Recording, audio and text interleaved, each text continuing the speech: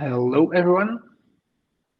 I've opened up the webinar for people to join, but let's wait a couple more minutes until we're at the top of the hour.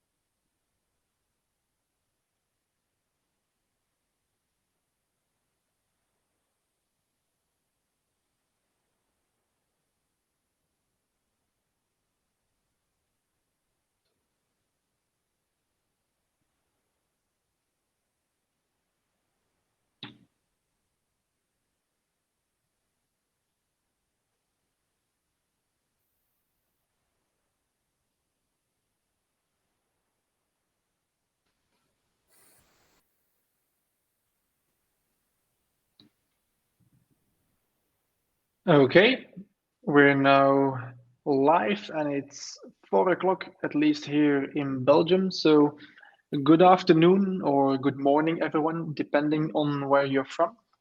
My name is Maarten de Kat. I'm VP of Product here at Liberty, and I'm joined by Mr. Eli Nazarov, our VP of Sales. Today, we're here to discuss identity data analytics and how it can help drive identity and access management success. So we chose this topic for today because we see IAM evolving more and more into a data problem with data questions. And the original focus of the market was on automating joiner, mover, lever workflows, but no company has achieved complete automation. At the same time, stakeholders like audits and security or business people are asking whether there are no orphaned accounts, who exactly can access critical resources, whether there are no possibilities for fraud, and so on. And so as a result, we see more and more of these IAM teams struggle with this overwhelming and well, ever increasing number of IAM data questions from these many stakeholders in their organizations. And so that's why we chose this topic for today.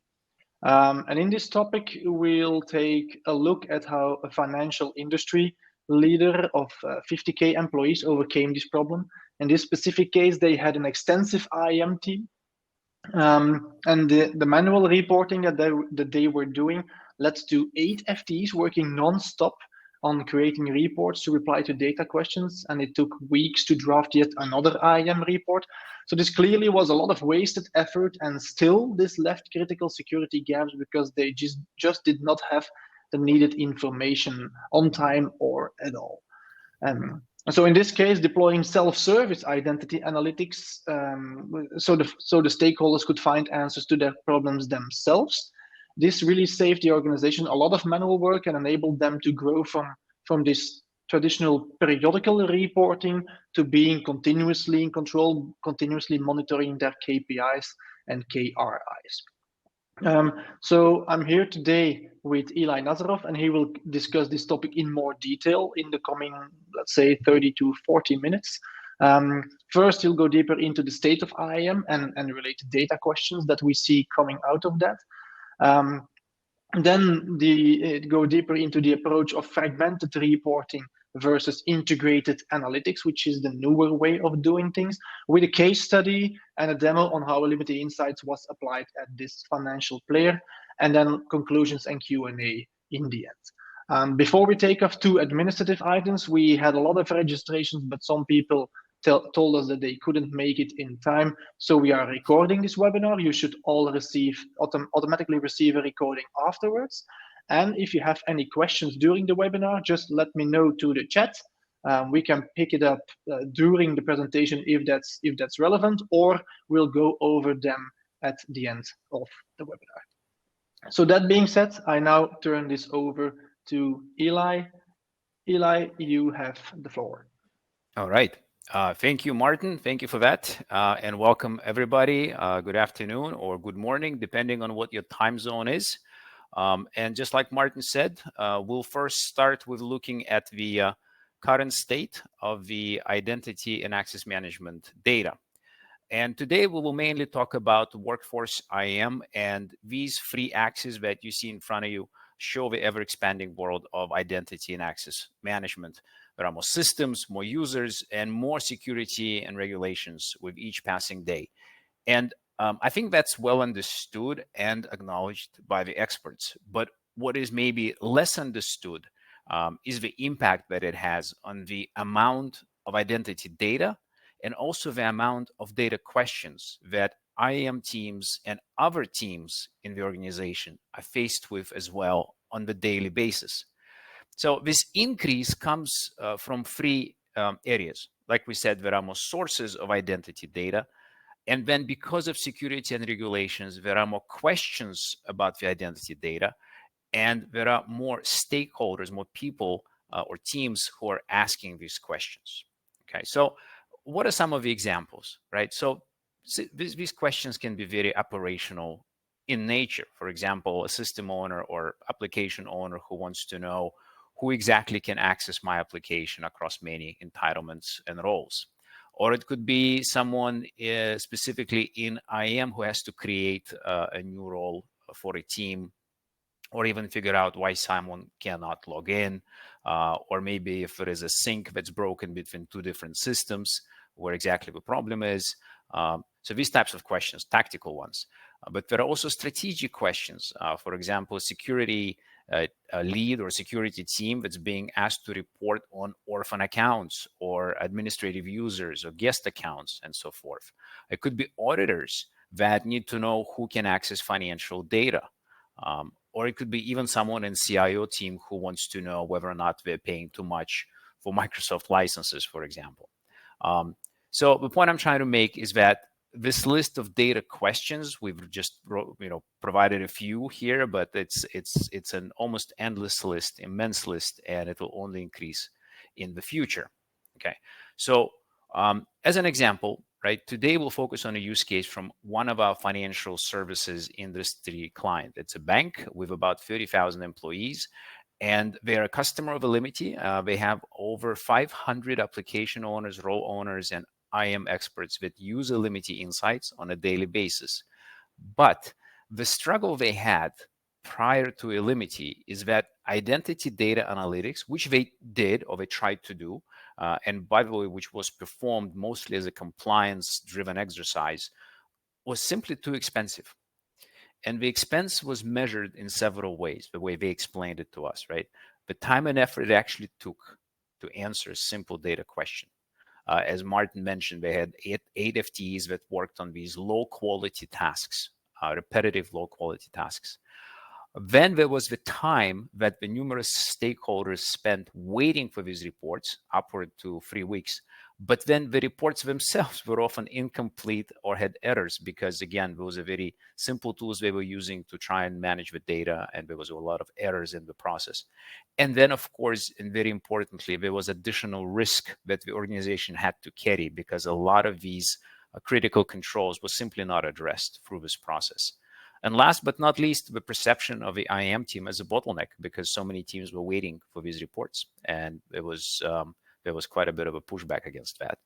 And so, in general, when organizations face this challenge of too much identity data, right, and too many questions about it, the first instinct is to fall back on the tools that you know, generic tools.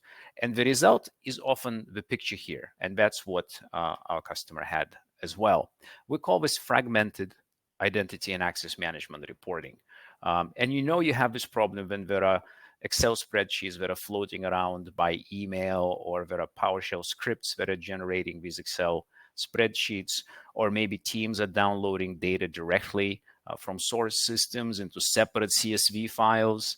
And it's not just one team, but multiple teams doing this work over and over again. And then decisions that have to be made are made based on either outdated data or incomplete data. And of course, if you have an IGA, those tools come with pre-built reports, but there are a few limitations. And one limitation is that we often see is that IGA tools are not really connected to all the systems. There's a lot of disconnected applications. So this leads to partial reporting. And the second limitation is that these reports, the way they're built, they often have to be changed or adjusted to accommodate a specific requirement for a particular team. and then you're back to customizing things. And that again takes weeks. And then again, you need Excel spreadsheets, and it's just not very well suited for the IAM data itself.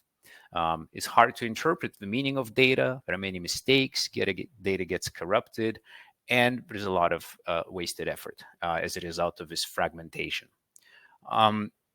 So this is the status quo, and a lot of organizations ended up in this fragmented and custom reporting environment organically or naturally over time. But there are reasons for why this often is not a sustainable environment. And examples include audit findings. So audit findings over lack of visibility into user access. Another way that this manifests itself is delayed IGA or even AI projects because of a massive initial identity and access management data cleanup effort that has to happen prior to those projects getting launched. Another way that organizations come to the conclusion that this is not sustainable is just the very high costs of do-it-yourself reporting, be that on top of IGA or independent of IGA. And then separately from that, an unsustainable risk and cost of doing formal access certifications, right? Where managers are asked to certify access for everyone to everything all the time, right? So the good news is that this problem that we're seeing here, problem of fragmented reporting, has already been solved in the data industry itself with the approach of integrated data analytics. So the idea is to step from reporting, which is static in nature, to analytics, which is dynamic in nature. And the idea is that you properly set up and structure the collection of data and combine this with an easy-to-use platform in which everyone can find answers to the questions that they have. And at Alimity, we enable transition from this picture that you see here to this one here. Alimity Insights is a dedicated identity and access management data platform. It creates logic and links across different sources of identity data, basically doing the heavy lifting of data management behind the scenes. What it means for you and for your teams is that it makes it a lot easier to understand IAM data just by clicking through roles and linked entitlements. So simple, non-technical queries with filtering and sorting and grouping reveal a lot of meaningful insights, again, because the data is already linked across all these different sources. Also, it automatically keeps this data up to date so that everyone is always working with recent data. It supports IAM-specific form of analysis that would otherwise take a lot of time in Excel, like outlier detection or role mining. And the platform can also actively monitor key controls for you over time and alert you if you set up thresholds. It provides security features to enforce who can see which data. And finally, if you want to, the platform can even be used for governance, for example, by indicating necessary changes directly in the analytics platform or running access reviews on top of this data foundation. So depending on your use case, you would plug this platform on top of your existing IGA and or connect it to other systems directly, like, for example, Active Directory, SaaS applications, or file shares. And also note that because this is a read-only system and an analytics system, these connectors are far easier to set up than a connector of an IGA system, meaning that Alimity Insights is typically connected to your top 5 systems in a matter of hours, at most days. As a result of these capabilities, Alimity Insights platform is used by companies in a variety of IAM data use cases. So we have customers that are not yet deploying a full IGA, but they do need to prove that they're in control. On the other end of the spectrum, we have customers with very mature and extensive deployments of IGA that want to create a self-service analytics environment. And then between those, there are many variations. Like I've mentioned before, we have customers that are using Alimity Insights to prepare an IGA deployment and use the platform to clean up users and permissions, assign group ownership, a very popular use case, design roles early in the process to vastly speed up the whole project. We have customers that focus on the security value of the platform. They use Illimity Insights to detect and monitor user access risk on top of their IGA, and also monitor disconnected applications, those that are not already connected to the IGA, including unstructured data like Windows file shares. And so to further explain all these concepts and to illustrate the use case that I described earlier, we will now switch to the demo.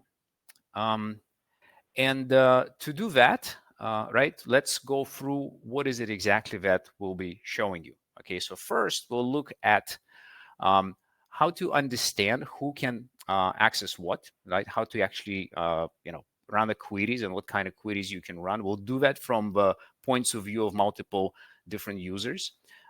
Then how do you monitor controls and send out alerts?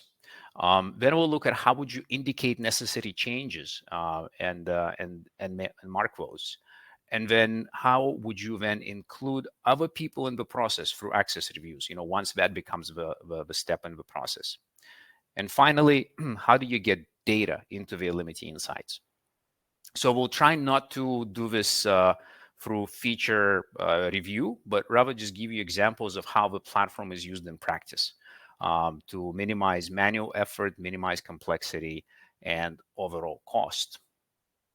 And so the way to do this, right, is to look at the system from the point of view of potentially some of your teams and your organizations that already are looking at these questions and potentially looking to for answers today. Now, we're not going to answer all these questions in this demo. We'll just pick a few that are most relevant, and we'll go through those in some detail. And so to begin with, right now you're looking at the Illimity Insights platform. And to be clear, Illimity Insights can be deployed on premise, and we also have a SaaS version. So now you're looking at the SaaS version. And here you're looking at 13 different sources of identity that are included in our demo environment. Of course, in your particular setup, it could be a different number of sources. In fact, we have customers that started with just one source, IGA.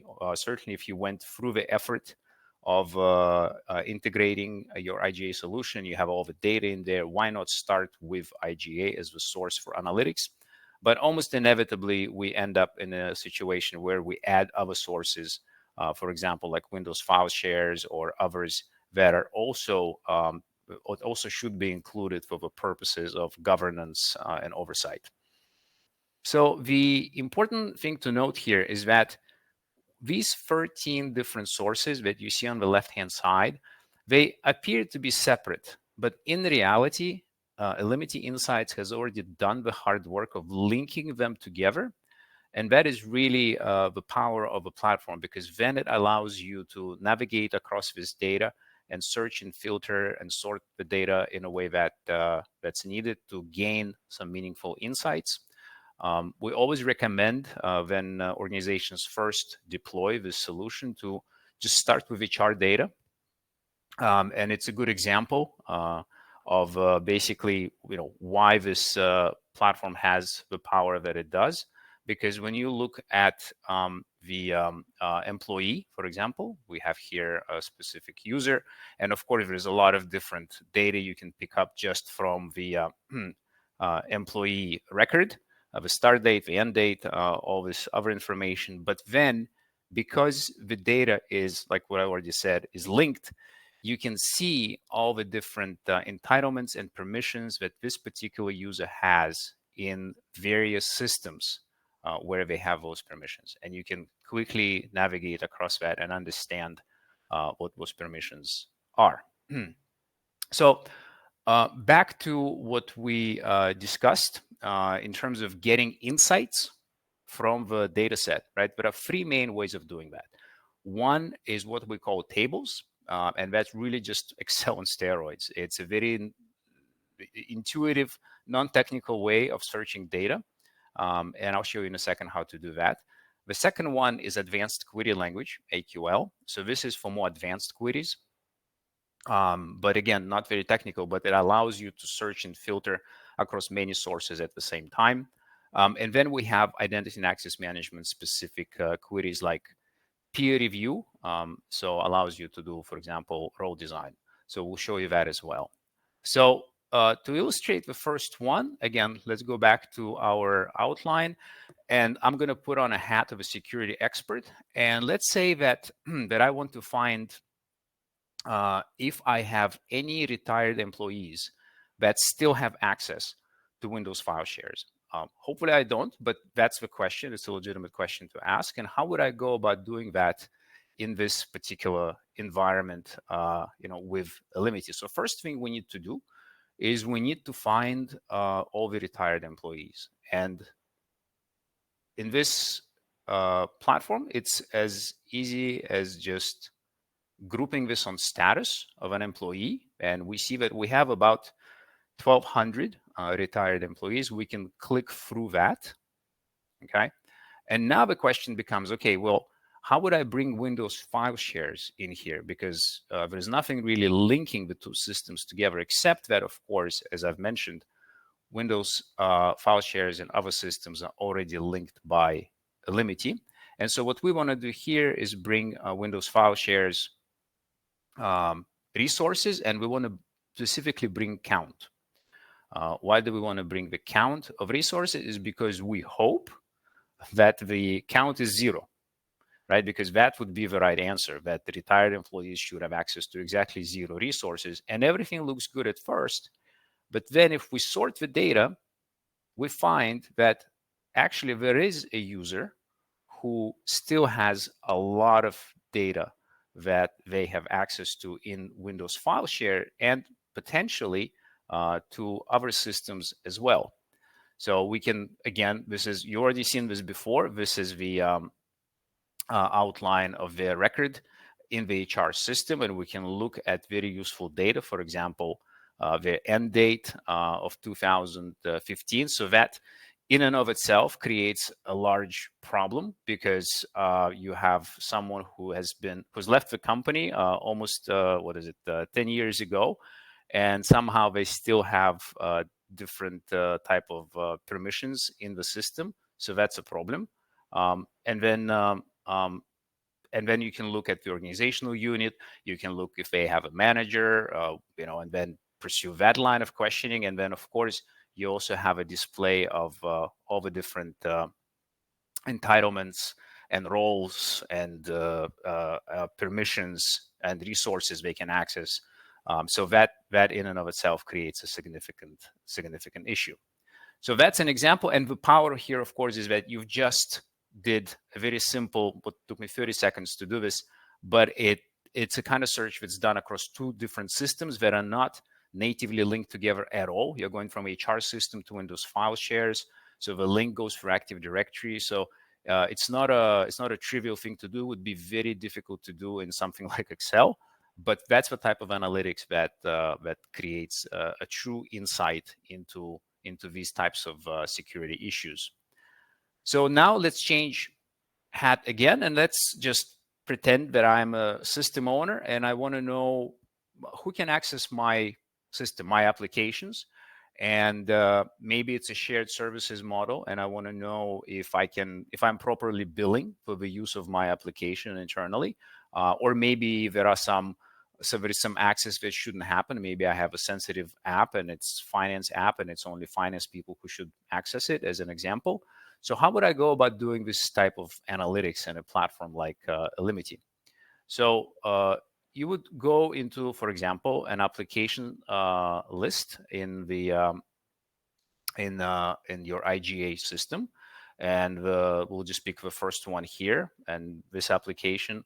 There's a lot of useful information that IGA tool itself has, but what it doesn't have is information about the cost center.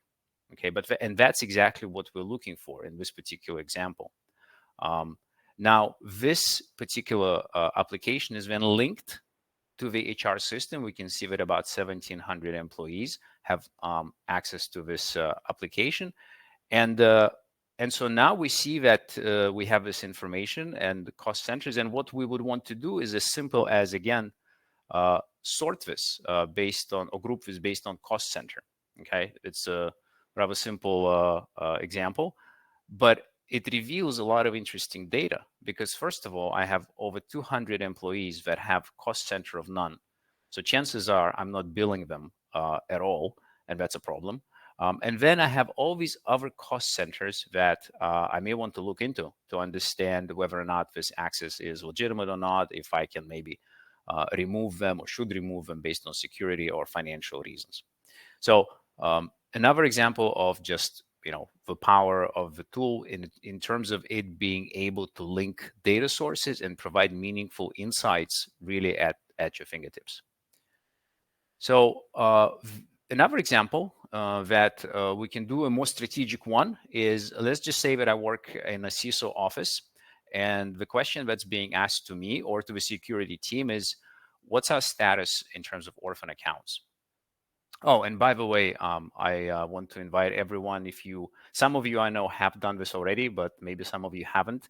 We've published an identity and access management KPI guide based on ISO 27001 and SOC 2.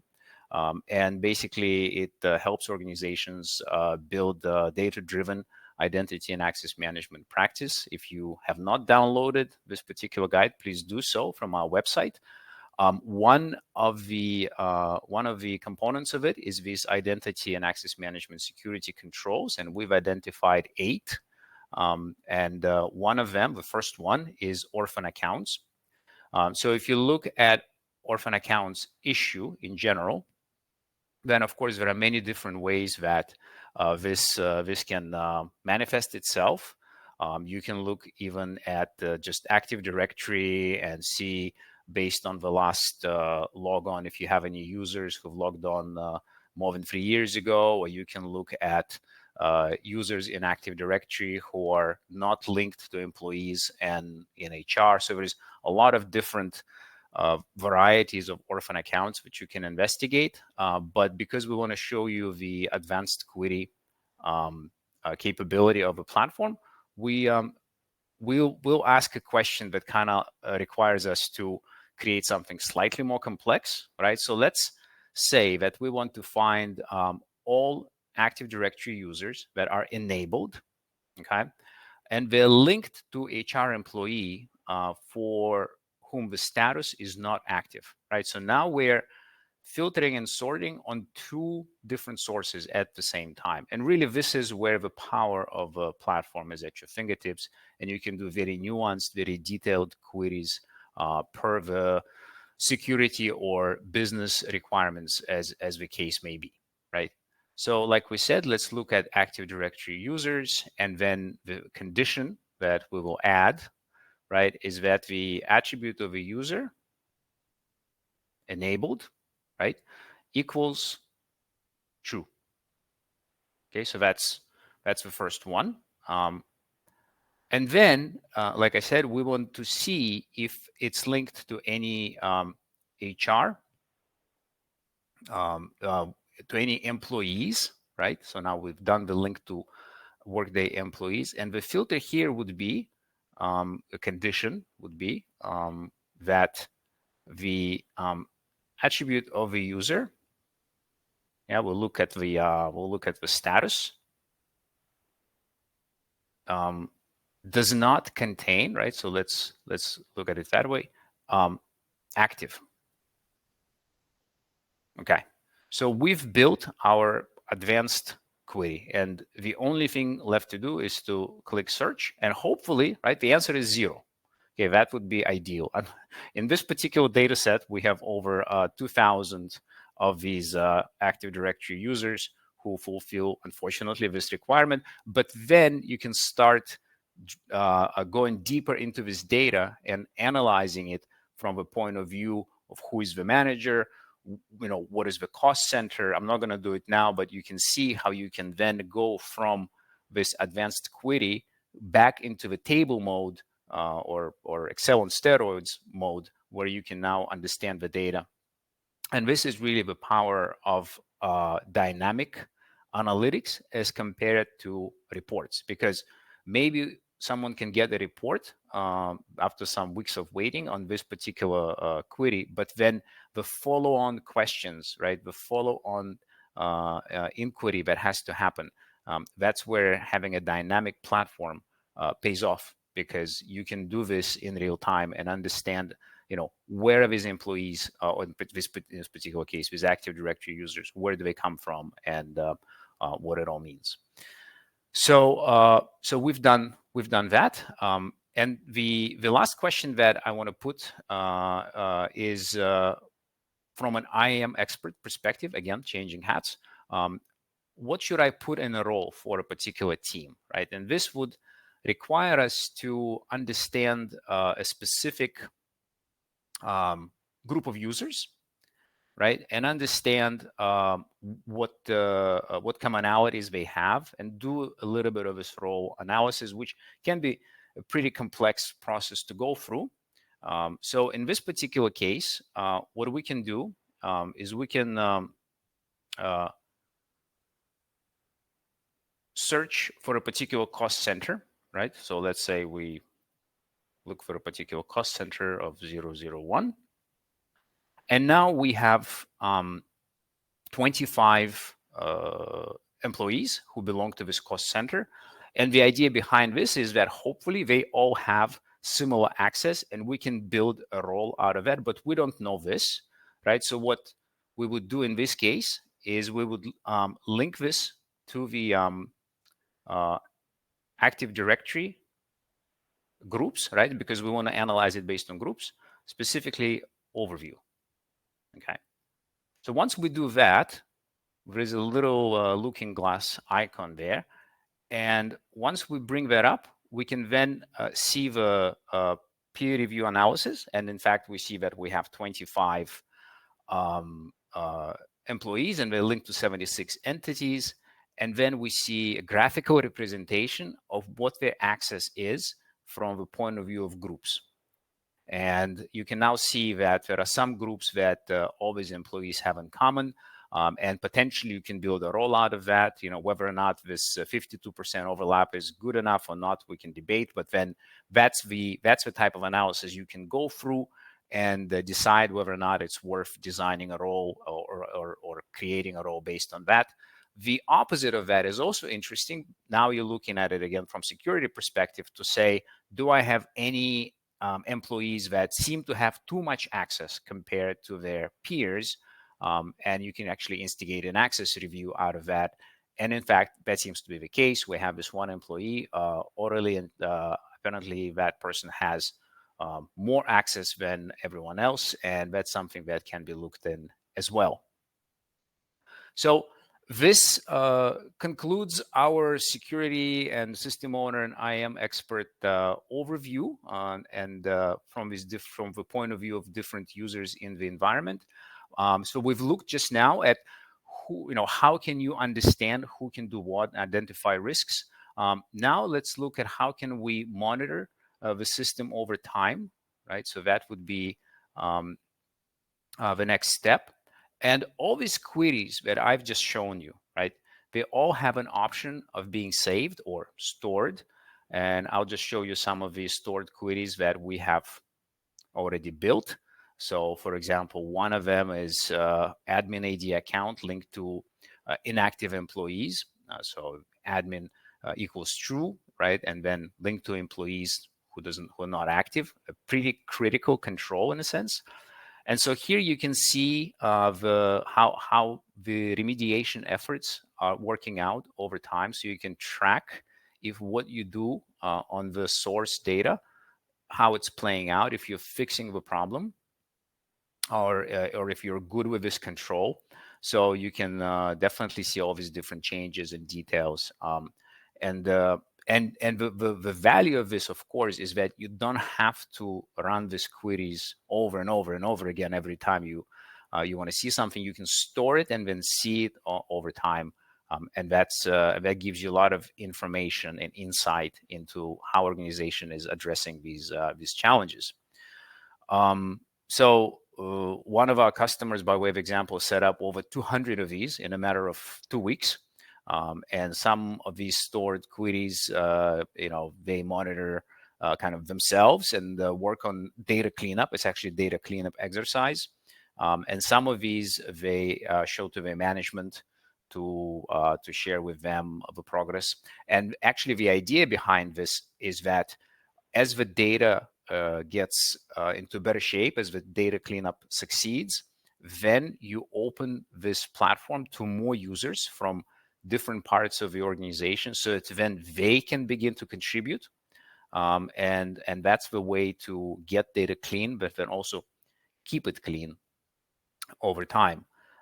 Another one is another example for one of these controls from one of our customers is where they had a process where group ownership was supposed to be assigned through an IGA system, but still they found that sometimes some administrators assign group ownership directly.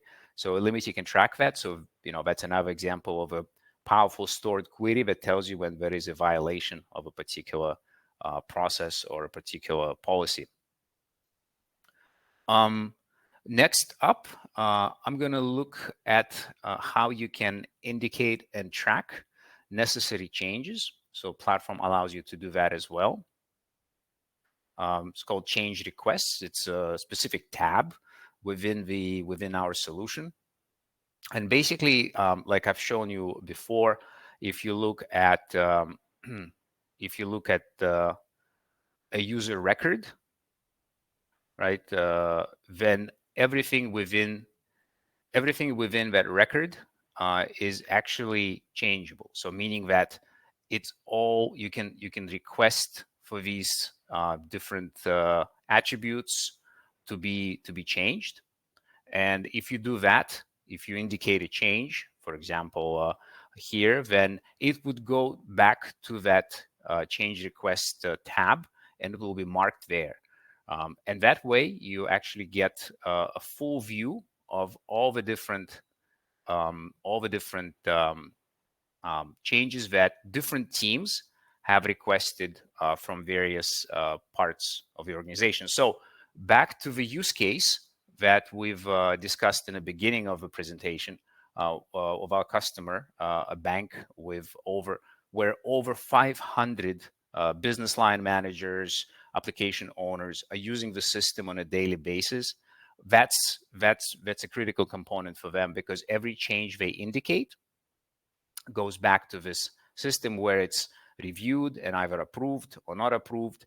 But in essence, this creates this, let's say, closed loop governance, because what happens is, first of all, you aggregate the data in this platform, you investigate the data for risks and outliers, then you request for data to be changed if something is wrong, and then once that change goes through and gets done, then you have a mark of completed here in this tab, and you can show auditors, show everyone that yes, we've found a problem, we requested it to be fixed, it was fixed, and now we have a proof of that as well. Okay, so the next up, we'll look at the access reviews. We're not going to go into a lot of detail on access reviews, but suffice it to say that we've seen our customers start emailing Excel sheets with some of the data that they found, some of the insights that they found in Illimity. So we realized there must be a better way. And so indeed, we have the access review capability where we allow a very pinpoint, very focused access review mechanism to take place. So it looks, in fact, a little similar to what you've seen before, where when we looked at peer review analytics, where basically you can indicate specifically which users and what access is in question, and then have that either approved or rejected. So that's just a few words on the access reviews. And obviously, if there are questions about that, we'd be happy to address it during Q&A. And then the last component I want to talk about is how would you get data into the Illimity platform, right, to begin with. And I think it's a rather simple process if you compare it to what's prevalent in the industry. We have a tab called Sources. And then within this tab, you'll find that there is a number of sources that are pre-configured. And here we're talking about 30 minutes of effort to get this up and running because it's all pre-built. And a quick reminder, this is a read-only system. So we're not provisioning, we're not writing data. So we're just pulling data. And so that's why it's so simple to get this data into the Illimity Insights. Of course, we work with a lot of large organizations who inevitably have legacy sources that are custom. And that's where we do need to spend some time with a team that understands that data so we can build a custom connector. But again, we're talking days at most, not longer than that, to create an actual connector. And while the connector is being created, in fact, we can work on something like a CSV expert and then give you these insights very quickly while this custom connector, if needed, is being built. And the idea, bottom line, the idea is that we expect that top 5 of your application systems would be into Illimity, would be added into Illimity platform within just a few days. Okay, so this concludes the demo. We've looked at how we can identify risks, how we can monitor these risks and store these controls and get alerted when there are some violations of these policies. Then how would you indicate necessary changes in the platform? And then how you can run access reviews on top of that. And then how would you get data into the platform itself? And then this also concludes the presentation. We've looked at the state of IAM data. We've compared and contrast fragmented reporting versus integrated identity analytics. And this is the last slide that I have. I want to leave with you, which is that we have a number of documents, a number of useful publications on our website. So if you haven't had a chance to check it out, please do. Yeah, we look forward to your feedback on that. With this, I'll turn it over back to Martin to see if there are questions. Yes, thank you, Eli. There are definitely some questions, and we still have some time to go over them. So, first question was by Linneo. Question is, are you open for a proof of concept, and how does a proof of concept? What does a proof of concept typically look like? Yeah, absolutely. Proof of concept is a very typical way of engaging with Illimity at first. It really depends on a particular organization, what that looks like and how it works. But we definitely see a lot of value that organizations can gain from doing a POC, proof of concept, because we can structure it such that you can even use your actual data in the POC, so you can get some meaningful insights, and then make it easier to transition from that into deployment, actual deployment. But absolutely, we'd be happy to discuss specifics of what you have in mind when it comes to the idea of a POC. So thank you for the question. Yeah. Maybe to add to that, proof of concept with Illimity Insights typically is a couple of days. Yeah. And you look at your top 3 to 5 systems, I would say. And the gist of that proof of concept is really that you've now seen the demo, you've seen Eli explain the different features of the product, but the real aha is the aha moment really comes of seeing this on your own data. And after a couple of hours, you have 10 or 20 of these controls live. That's really where the value really starts to shine. Yeah, okay, thanks for the question. Second question that was asked by Christian or Christian is, do you have estimates on how much money can be saved by using Illimity? For example, reducing the time, effort of data stewards and other related roles.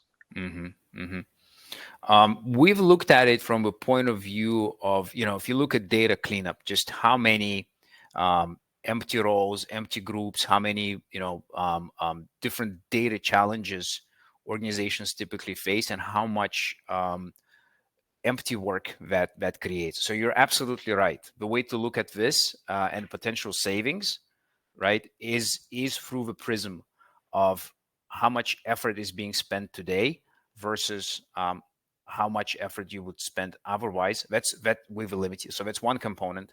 Another component is, and it's an important one, is how much risk an organization has today, that excessive risk that it has to carry, versus minimizing that risk or becoming aware of that risk and modeling it if you have a tool like Alimity, so that you can actually report to the CISO and others on the work that's been done, and you can show them all the various angles, threat angles that you're eliminating. So I think the cost is a combination of several factors, and we've seen organizations kind of take holistic view of that. And I think that's an important component too, is that you look at it from more than just one angle, because inevitably there are more to it. There's more to it than just saving a particular full-time position, but there's also the fact that with a limit you can achieve results that otherwise you'd be hard pressed to do. So very, very happy to share with you in a one-on-one session kind of what we've seen from the point of view of cost savings from our customers, but also explore what you see on your end, and how your specific organization approaches these types of questions. Yeah, yeah. And to again add a bit to that, so in the business case that Eli was talking about in the presentation, sorry, a very specific metric was the fact that 8 FTEs were spent on this manual reporting before self-service insights and only 3 afterwards. So that's a very specific cost saving. But like Eli also mentioned, the value goes beyond that, because you can do more, you do more controls, it takes less time. So these data stewards that you mentioned, it's very hard to really measure how much time they saved or what they do extra. So it's hard to combine everything into one specific metric, but there definitely is a cost saving aspect to it. Yeah, definitely. Okay. Third question that was asked, you mentioned the finding owners of AD groups. How would you tackle a complex problem like that? Well, we start in the beginning, right? We start in the beginning. We look at the AD group assignments that exist, ownership that exists. But I think the very important component that's often missing from an effort like that is all the context. And that's what Alimity brings to the table, is the context. So just like we've shown you how you can do different types of analytics across sources, right? If you have an AD group with no owner, right, you can now with Alimity bring additional context from your HR systems, even from other applications, other systems where this critical metadata is contained, and with that, armed with that context, you can then begin to assign ownership.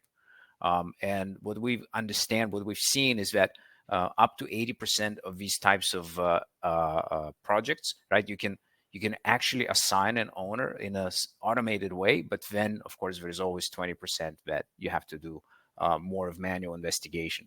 Now, point being that with Alimity, you have the ability to bring data from other sources to create this data context for assigning ownership of a group, versus trying to understand data, for example, in AD itself exclusively, which often is missing or incorrect or mislabeled. Yeah. Yeah, thanks. Another question, this one asked by Gutham, if I pronounced that correctly. Can you pass the insights back to an IGA tool? Organizations might want to leverage limited insights and take actions from IGA. Yeah. So the answer is yes, absolutely. So we can pass the insights back to the IGA, and in fact, we expect that an organization has a join and move a lever process in place, and then the action is taken on the data within the source. So whatever findings you have with Alimity, the way to fix them is at the source, and that's what we expect an organization would have a process in place to do that, and Alimity would plug into that process. Now, whether it's automated, fully automated, or semi-automated is an open question, because we do see that a lot of organizations, they don't want any of these changes to happen automatically. They want to review them prior to making that commitment. So bottom line is yes, the integration of IGA is absolutely part of this process. Yeah, yeah, definitely for the change request. So if there's a change request in the Liberty Insights, that you let the IGA do the actual provisioning and do the actual change in the source system as a way to automate that, because the Liberty Insights deliberately does not do that, but you can integrate it with that. Mm. And a second possibility is also that you include some of the metadata that the Liberty Insights has in its data foundation in the view of the IGA itself. But that does require some customization. So you can do that, but it's typically better to just uh, provide the full insights, the full analytics of the platform next to your sale point, for example. That's where it really shines. Okay, and then there's a last question also about the SailPoint one. So we already have SailPoint IIQ in place. How do you compare to the IGA, so SailPoint reporting capabilities? Yeah, it's a question we get asked quite often, and it's a good question. And obviously, SailPoint has built-in reporting capabilities, and if those reports that are coming out of SailPoint are satisfactory, then I think you have everything you need. Most of our customers, all of our customers, have come to the conclusion that whatever IGA platform they have in place, the reporting there is, for whatever reason, not sufficient. I think I've covered a couple of those examples in the presentation itself. Be that because not all sources are included within the IGA platform, or be that because the reports themselves are only addressing some of the requirements, and there is really no appetite for customizing these reports, because that can be a long, drawn-out, complicated process. So for that reason, organizations, a lot of organizations are turning to identity analytics as a layer, as a governance module, or as a layer for getting insights into the data. So we're not in any way, let's say, competing with SailPoint in that regard, but rather we augment or we complement what they do. And again, if you've done the work and you've consolidated your data in an IGA platform like SailPoint, then by all means, use that, leverage that in your identity analytics requirements and projects. Yeah, it's like Eli mentioned in one of the slides. If SailPoint reporting is good enough for you, then by all means stick to it.